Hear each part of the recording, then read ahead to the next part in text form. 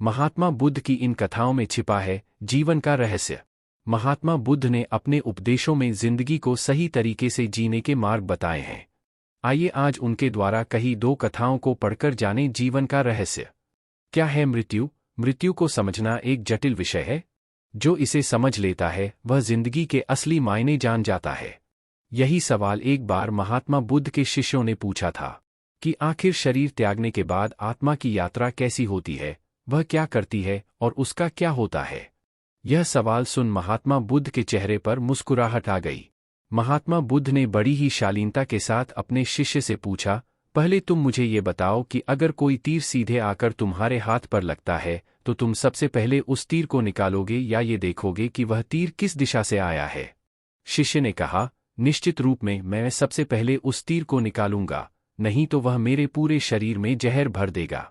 इस जवाब को सुनते ही महात्मा बुद्ध ने कहा, बिल्कुल सही। मनुष्य को अपने मौजूदा जीवन की समस्याओं को सुलझाने में अपना समय और मेहनत झोंकनी चाहिए, न कि ये सोचने में कि अगले जन्म में क्या होगा। महात्मा बुद्ध कभी भी पुनर्जन्म या आने वाले जन्म को लेकर चिंतित नहीं रहते थे। वह आज की बात करते हैं और उन्होंने अपने शिष्यों को भी वर्तमान में जीने की सलाह दी। एक बार महात्मा बुद्ध वृक्ष के नीचे बैठे ध्यान कर रहे थे। इतने में ही कुछ बच्चे वहां खेलते खेलते पहुंच गए और जिस पेड़ के नीचे बुद्ध ध्यान में लीन थे उस पेड़ के ऊपर पत्थर बरसाने लगे ताकि आम वृक्ष से नीचे गिर जाएं। तभी एक पत्थर महात्मा बुद्ध के सिर पर लग गया और उनके सिर से खून निकलना शुरू हो गया। लेकिन इस घटना के बाद महात्मा बुद्ध की प्रतिक्रिया और भी ज्यादा हैरान कर देने वाली थी। महात्मा बुद्ध रो रहे थे। उन्होंने बच्चों के कहा, तुमने इस वृक्ष को पत्थर मारा, उसने तुम्हें फल दिया, लेकिन जब यह पत्थर मुझे लगा तो सिवाय डर और भय के मैं तुम्हें कुछ भी नहीं दे सका।